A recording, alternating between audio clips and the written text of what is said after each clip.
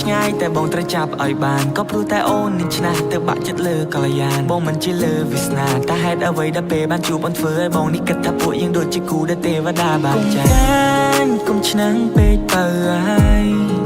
សម្រស់អូនឲ្យបងចាញ់បងក៏ញ៉ោះលេងព្រោះស្រឡាញ់ញ៉ោះលេងព្រោះតែខ្លាញ់នឹងអូនបងចង់ឲ្យគេផ្សេងឆ្ងាយស្រីបងខ្លាចថាពេលឆ្ងាយកាយពីថ្លៃឆ្ងាយដល់ហារតីបែរនឹងបែរជាបីហើយក៏បងត្រូវសោកទោះបីអូនឆ្នះបន្តិច and that the way she flex ហើយពេលដែលអូននឹងខឹងបែរដូងមក trying to fix and that the way you are អូនខុសពីគេទៅលើសម្រស់ហើយថែមទាំងចរិយាមកអូនមួយក្រឡងហើយឲ្យអូនពាក់ធ្លាក់ស្មាអូនសុភាពតែកាចឲ្យបងពិបាកនឹងថាអូនស្អាតជាងគេទាំងអស់នារីនៅឋានកណ្ដាលឬមិនមែនកូនមនុស្សជាកូនទេវតាបងចង់តែនាំអូនចេញពីគេតែត្រយមកខាងនៃផែនដីដែលមានតែបងនៅមានមេ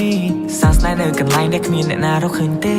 ឈ្មោះអញ្ចឹងនៅក្នុងបេះដូងมึงដូចជាពេជ្របងខ្លាចថាលែងមានថ្ងៃរេហើយមានតែថ្ងៃលេចបងខ្លាចថាមានរឿងកើតឡើងធ្វើឲ្យបេះដូងយើងក្រិចបងខ្លាចថាពេលវេលាមើលថែអូនអស់កតាបកិច្ចផ្កាយនៅឆ្ងាយតែបងត្រូវចាប់ឲ្យបានក៏ព្រោះតែអូននឹងឆ្នះទៅបាក់ចិត្តលើកល្យានបងមិនជាលើវាសនាតែហេតុអ្វីដែលពេលបានជួបអូនធ្វើឲ្យបងនេះគិតថាពួកយើងដូចជាគូដែលទេវតាបានចែកគុំឆ្នាំងពេកបើហើយសម្រស់អូនឲ្យបងចាញ់បងក៏ញ៉ោះលេងព្រោះស្រឡាញ់ញ៉ោះលេងព្រោះតែខ្លាញ់នឹងអូន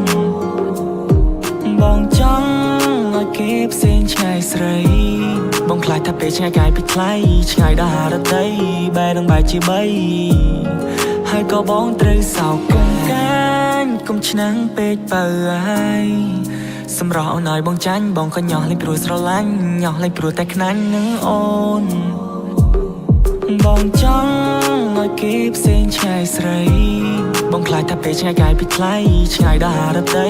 បែរនឹងបែរជាបីហើយក៏បងត្រូវសោកកា